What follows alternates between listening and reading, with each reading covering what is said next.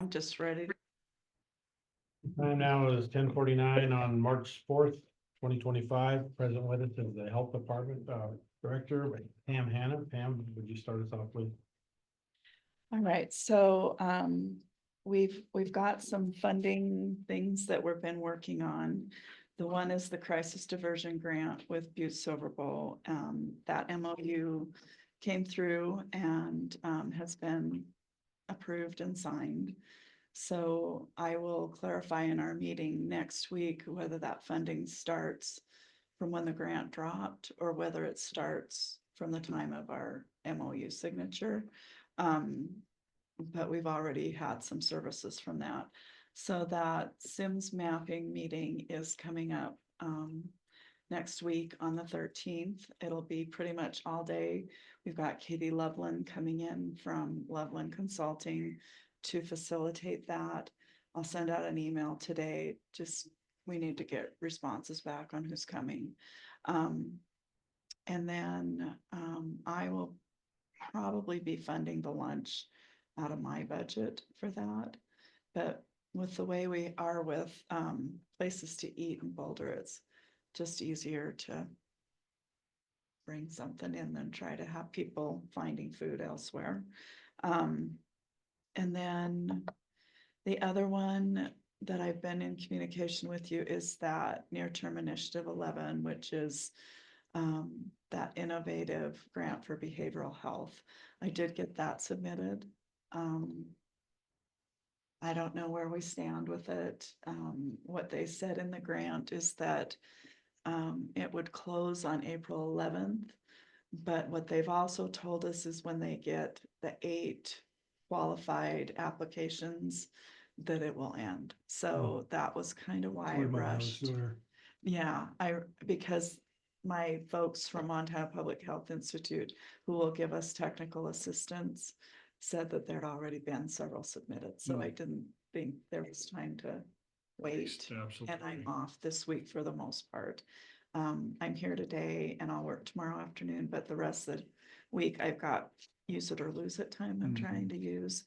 And Dan, I'm probably, I don't know, does it go through you? I'm assuming I'm probably going to need a request for an extension for me with the way January and February were. I wasn't able to get away very much with pertussis and all the other stuff. So I've got a trip scheduled to Arizona with my sister at the end of the month, but I think some of and I'm using time this week and I've used a day or two every week, but I think I'm gonna go into April before I can get it all burned. Molly and I both had about 2 weeks to burn and she used time last week. We both accumulated a higher rate and so sometimes it's hard for us to get it all used. So she was off last week and she may need an extension too, just with the work we've done. So she's got a fishing trip planned in April. And Francis said with that one, I just need to send it to her. But with mine, I'll need one of you to approve it. So I'll send that request on after I've sit down and figure out how much time I've actually burned this week for what I need still. Yeah, just send that email to Francis and any one of us can do it, and then we Okay. can just That's what I wanted to know. Okay. we can Thank you. reply back to Francis and say, hey, Okay. we approve this All right. extension or whatever. I looked over this budget. I have some questions on it. The only one that I'm comfortable as an overture with is the vaccine. We have had about $40,000 in reimbursement, so we typically get at least half of that money back to the county in reimbursement, and we have. But our shingles and our pneumonia and COVID have been kind of our nemesis this last 2 years. Those vaccines are pricey and we're finding that our senior population is wanting them. So I opted not to get RSV vaccine just because it is another expensive one, but vaccines have been a challenge the last couple of years. With this core SIP money, that's a state prevention grant. It originally was $5,000. I know we only spent half of that.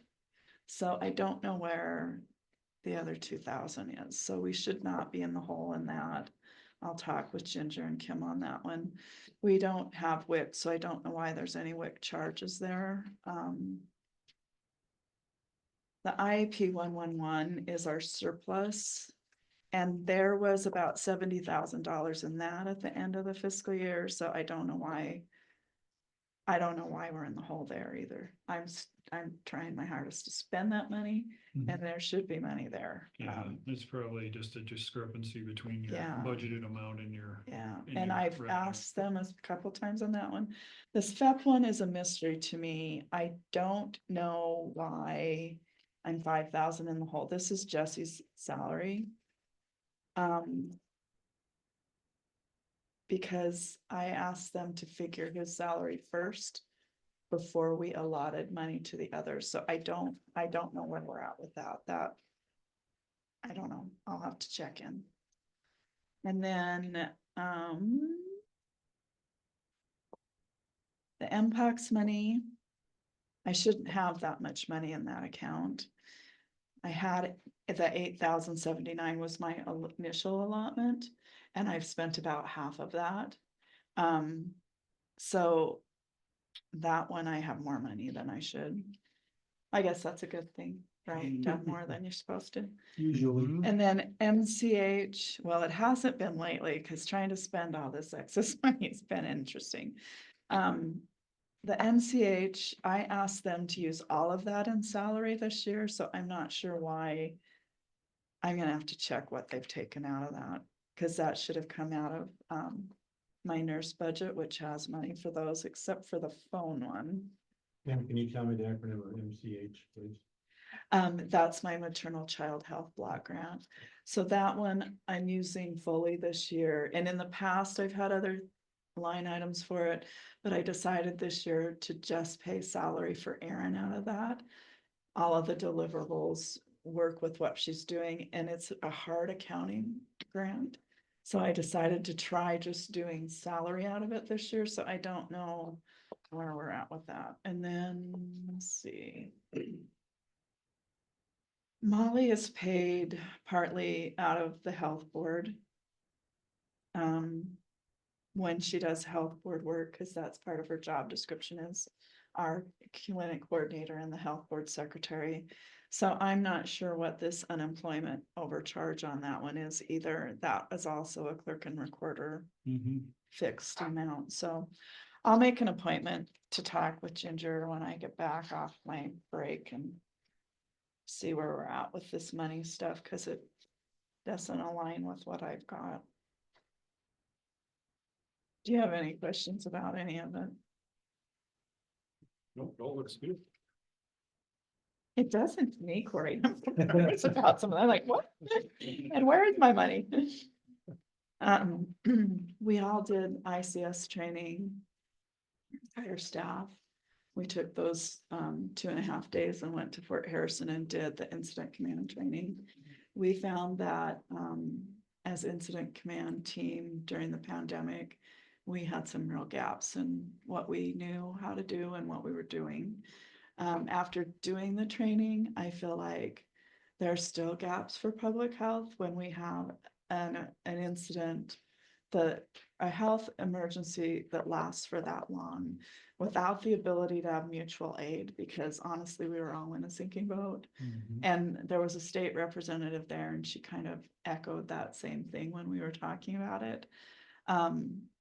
So I think going to the training was very good so that we can try to learn those systems. I also think ICS needs to figure out how to accommodate a health emergency.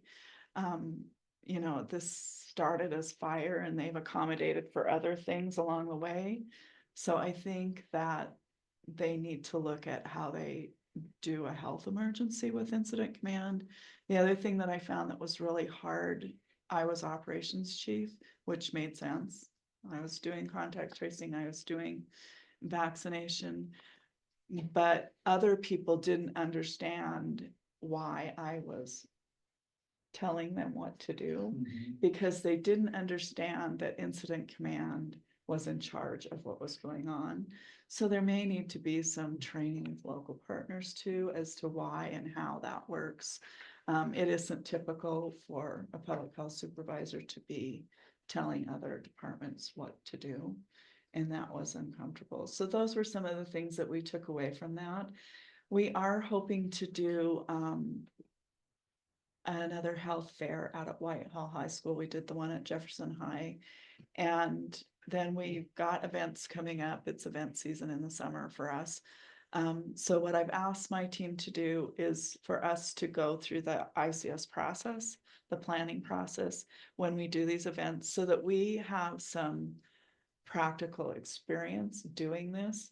One of the things I really don't like are all of the ICS forms, because we in a medical life have our own documentation we have to do. So I don't know that we'll be able to incorporate all of the forms in what we do, but I think doing that actual process and having the different section chiefs and having that communication the way that it's supposed to work would help us overall if we have another big incident. So I think that's what we're gonna do to kind of practice a little bit.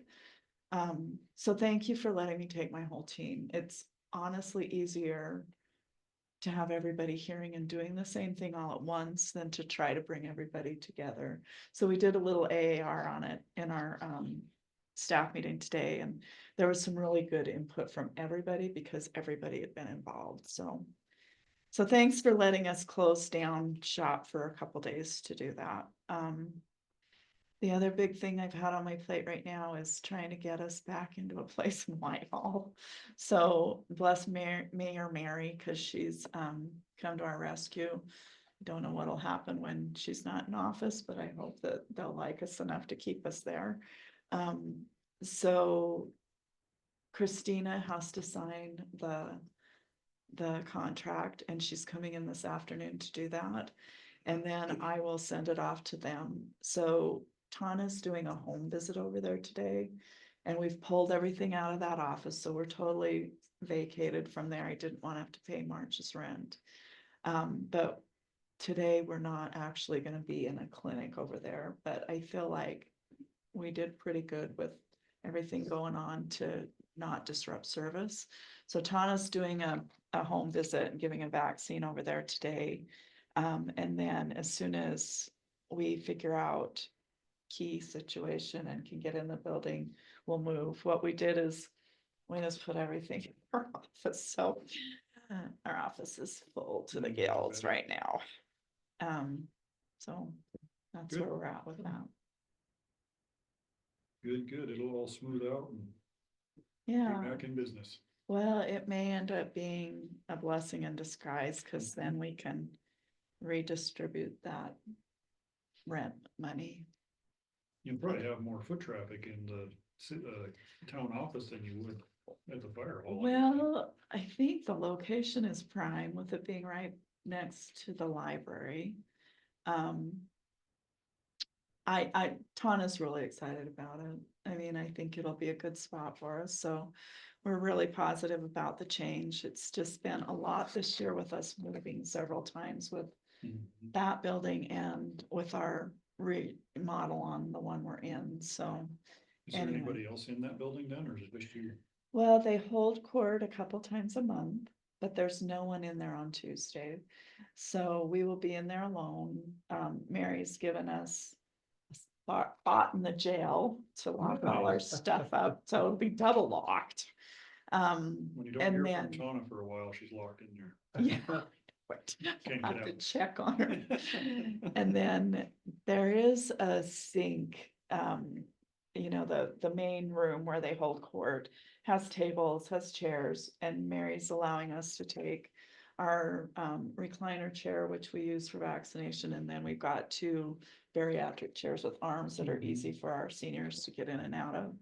So we can put those in, and then there's a sink right by that main room. So, you know, it's set up so we can wash hands, and we've got our vaccine all put in a tote. So we just pull it out of the jail cell and bring it to the table, and we're ready to go.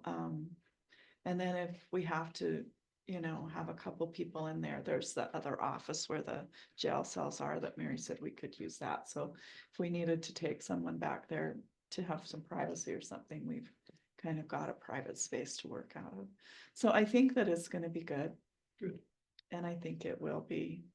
And then, John is more than happy for us to come over and do like, our big flu event over at the barn and things like that. So I think we'll end up hopefully with the best of both worlds. Good. I haven't told Tom we're out, so I'll give him a little message and let him know we're all the way out of there. Sounds great. And so are any of you coming to the mapping event? Cause I need somebody there on the 13th. I can be there for some of it. I just got involved with a road crew interview this morning. Okay. Yeah, if you could be there, Craig, that would be great. And One of us could probably take the road crew thing with you. If you're overbooked. And then then April 3rd from 1 till 3 or 4 will be then this follow-up to that where Katie comes back and kind of provides the feedback and the strategies. So if one of you could be there too, in case there's, and that one might be even more so important because we need feedback and we need decision makers to make sure we're on the right trail before we go too far off into What the day is woods. that last one? April 3rd, 1, 2, 3, I think, 3 or 4, 1 to 4. And that's a results. And they're meeting? both at the volunteer hall. Okay.